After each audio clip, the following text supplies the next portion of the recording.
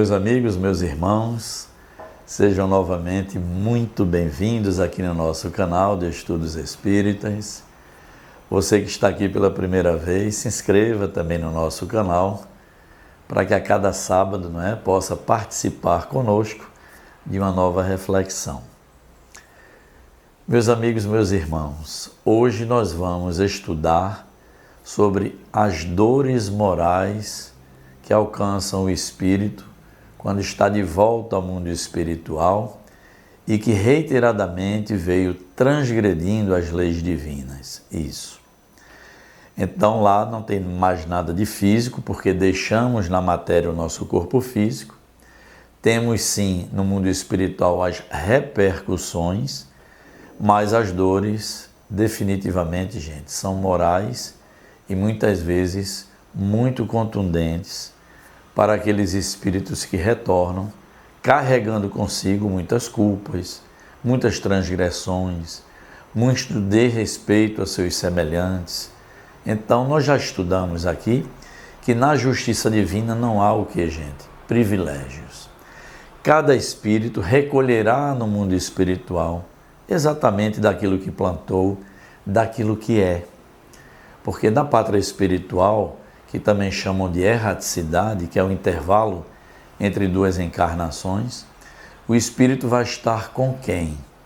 Com aqueles espíritos que se afinam com o que ele pensa, com aqueles espíritos que têm os valores muito próximos dos seus, e se esses valores não são bons, também estará cercado de espíritos que, vibrando nessa mesma faixa, não são bons espíritos, não é?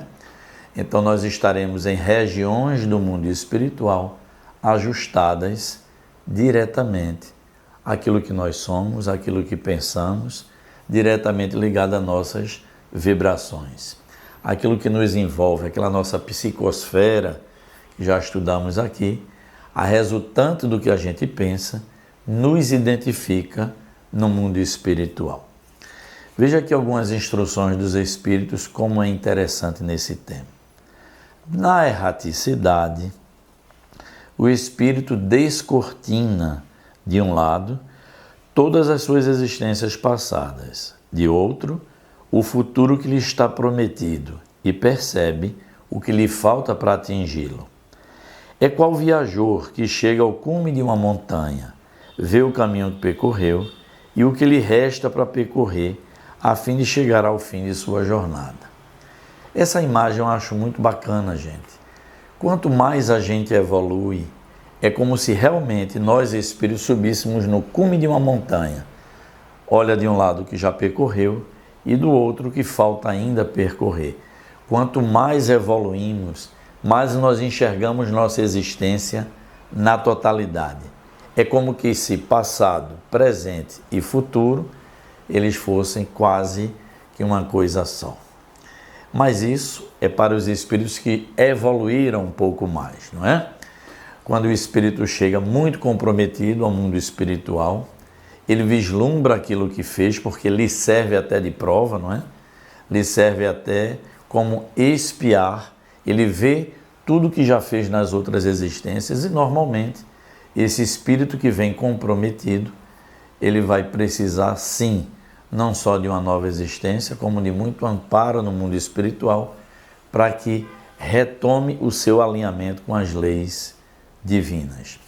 Kardec, então, faz uma questão chamada 973, que diz assim: quais os sofrimentos maiores a que os espíritos maus se veem sujeitos?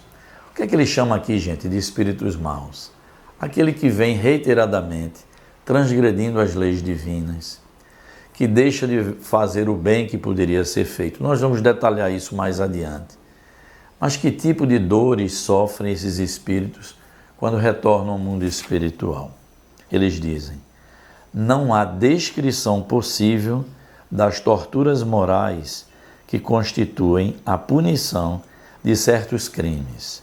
Indubitavelmente, porém, a mais horrível consiste em pensarem que estão condenados sem remissão. Gente, os sofrimentos nós já sabemos, não tem nada de eternos. Mas para os espíritos culpados, Aqueles que se veem em regiões difíceis no mundo espiritual, ainda regiões de dor, de sofrimento, de muito abatimento moral, de uma consciência culpada que lhe cobra constantemente. Para esses espíritos, qual é a resposta aqui? A dor moral mais profunda é terem a impressão de que aquele sofrimento não terá fim. Eles pensam que realmente estão condenados de forma eterna, até que eles se arrependam verdadeiramente, peçam a Deus esse amparo e o amparo chegará. Nós vamos ver mais adiante. Mas é como dizem aqui os espíritos, nada há de eterno, mas eles têm essa impressão e é isso a sua tortura moral maior lá no mundo espiritual. Vamos para a questão então 975. Os espíritos inferiores compreendem a felicidade dos justos, porque é muito interessante, né? Quando esses espíritos compromissados chegam ao mundo espiritual, sim, eles vislumbram que há espíritos em muito melhores condições que eles. Eles reconhecem isso? Veja a resposta da espiritualidade. Sim, e isso lhes é um suplício, porque compreendem que estão dela privados por sua própria culpa. Daí resulta que o espírito liberto da matéria aspira a uma nova vida corporal. É isso, gente. Nós temos uma aspiração, todos nós, espíritos encarnados ou desencarnados, de afastar o sofrimento e de sermos felizes. Então, quando o espírito liberto da matéria se encontra em sofrimento ainda no mundo espiritual, com dores morais acerbas que o constringem no mundo espiritual, ele termina vislumbrando a alegria dos bons espíritos, a pedir uma nova oportunidade reencarnatória para que possa fazer melhor hoje do que fez ontem. É esse o processo da bondade divina. Oferta uma nova oportunidade para que o espírito possa expiar o mal que provocou e, sobretudo, gente, reparar o mal que também fez a alguém. Então, a oportunidade reencarnatória, na verdade, é uma belíssima oportunidade de recomeço. Mas veja aqui as observações. Para o espírito errante, ou seja, aquele que está fora do corpo, já não há véus. Ele se acha como tendo saído de um nevoeiro e vê verdadeiramente o que o distancia da felicidade. Mas então sofre, porque compreende quanto foi culpado, quanto foi negligente, se desalinhando das leis divinas. Não tem mais ilusões e vê as coisas na sua realidade. Então, essa é uma informação, gente, muito importante. Uma vez libertos da matéria, todos nós, espíritos, quando estamos na condição de desencarnados, lá na erraticidade, o véu se descortina. Nós temos então a noção precisa daquilo que a gente fez nas nossas várias encarnações, do que deixamos principalmente de fazer. E aí é quando nós, tomando essa consciência, pedimos uma nova oportunidade para ir nos melhorando e nos despojando dessas más inclinações que ainda residem em nossos corações. Mas é importante a gente frisar, ninguém, gente, está sozinho nessas condições. Mesmo lá no mundo espiritual, em regiões mais difíceis de dor e de sofrimento, sempre há no entorno dessas regiões os bons amigos espirituais, os guias, não é, que velam pelos pupilos que se desviaram do bom caminho e aguardam a oportunidade precisa de estender-lhes novamente as mãos e os retirarem dessas regiões mais difíceis. Essa é uma das tarefas desses guias espirituais. Então dizem assim: nessa tarefa de socorro estão os bons espíritos, que auxiliam os outros a se melhorarem e lhes estendem as mãos. Essa é a ocupação desses guias espirituais. E eles dizem assim: nossos guias não se afligem pelos sofrimentos que naquele momento estão nos alcançando. Por quê? Primeiramente, que eles sabem que são passageiros. E segundo, eles têm a certeza de que esses sofrimentos estarão nos impulsionando para a nossa melhoria espiritual. Então, o que é que traz alguma aflição aos nossos guias espirituais? A vossa falta de ânimo e que retarda o seu melhoramento. É isso, gente.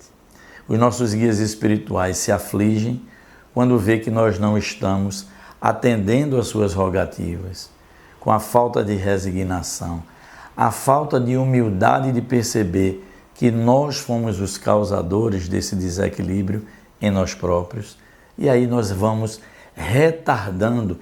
É por isso que dá aquela sensação de que o sofrimento na erraticidade é um sofrimento eterno, porque por culpa nossa nós vamos retardando a nossa melhoria e, consequentemente, não vamos permitindo que essa ajuda espiritual venha nos estender a mão e nos retirar dessas regiões mais difíceis de dor e de sofrimento.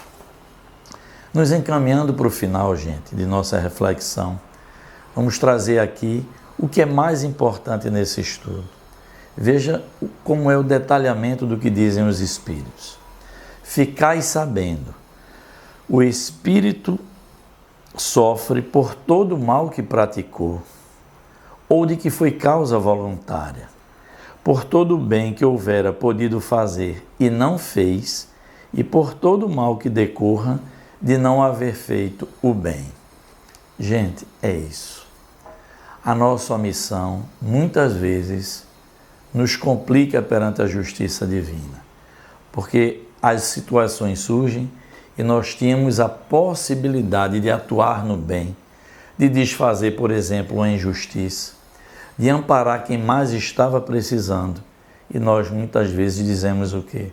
Aquilo não me pertence, eu não tenho nada a ver com aquilo, e nos omitimos quando estava na nossa condição de socorrer, de fazer um bem àquele que estava mais necessitado.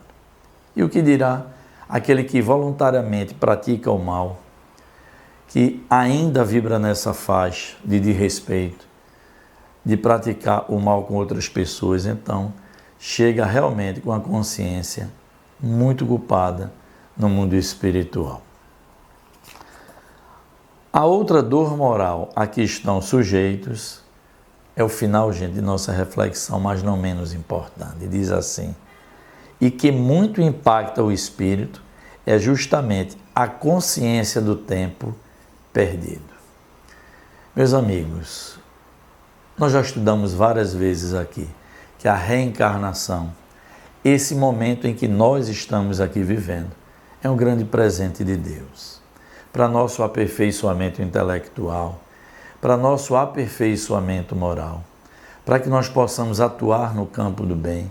E muitas vezes nós vamos deixar uma existência inteira passando e não realizamos aquilo que nos compete. Quando voltamos ao mundo espiritual, aí sim a nossa consciência, gente, nos cobra muito duramente. Nós vamos tomar essa consciência do tempo perdido, daquilo que deixamos de fazer porque transitamos aqui na matéria e quase nada realizamos de bom ou de útil ou no campo do bem. Então, gente, ficam aqui nossas reflexões finais, dizendo-nos os Espíritos que possamos ter um novo olhar para a nossa existência material, oportunidade abençoada de crescimento e de redenção. É isso. Espero que tenham gostado, desse descortinar do que alcançam os espíritos no mundo espiritual, o que nos alcança, se nós também não nos ajustarmos perante as leis divinas.